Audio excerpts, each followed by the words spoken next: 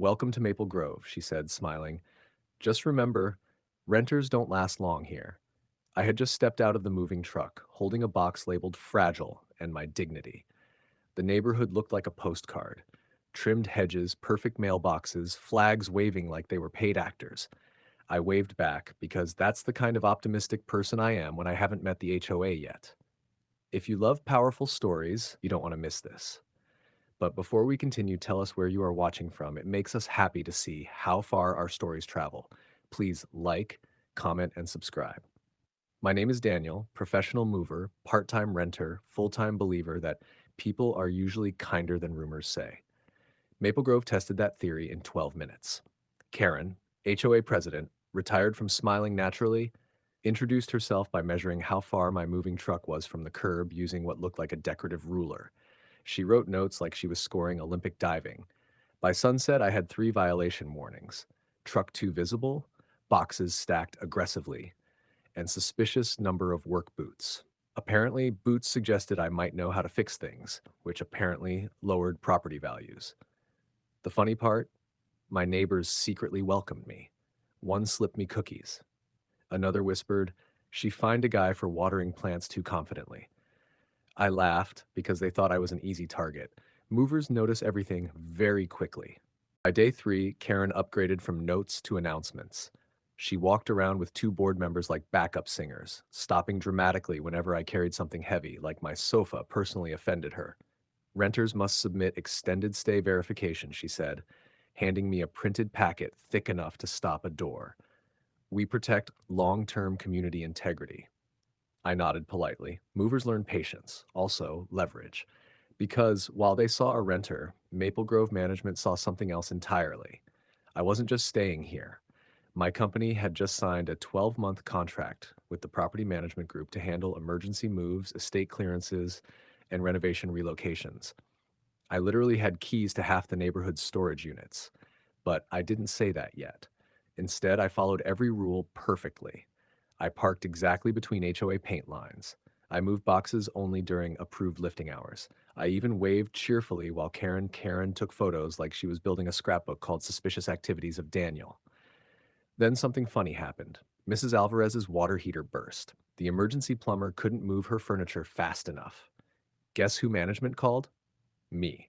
I moved everything in 40 minutes. Covered floors, labeled boxes, saved her antique cabinet. She cried, hugged me, sent cookies the size of steering wheels. By the next morning, 3 more neighbors requested my help privately. Movers talk, neighbors talk more.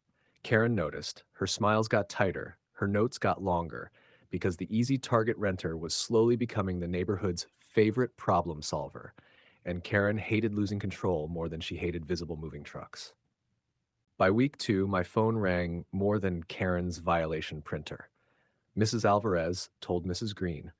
Mrs. Green told the book club. The book club told everyone who had ever broken a lamp during spring cleaning. Suddenly, I wasn't the renter. I was Daniel, the guy who saves your back in your grandmother's china. The sweet part? People started inviting me over.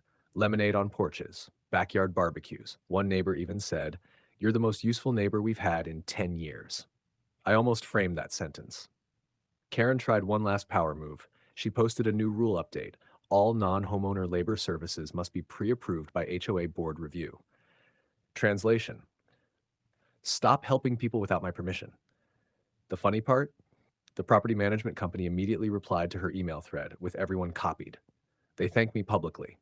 They reminded the board I was their approved emergency contractor. They attached the contract.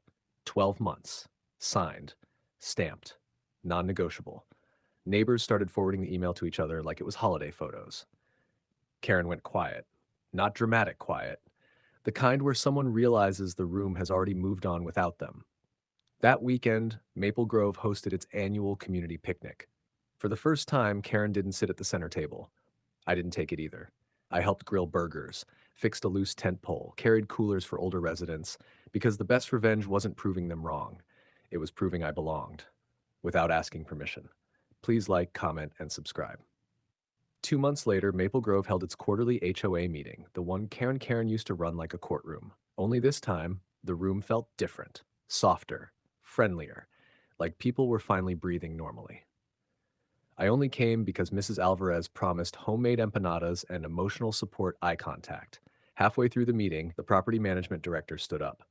We'd like to recognize someone who has saved residents thousands in emergency damage and helped improve community satisfaction scores.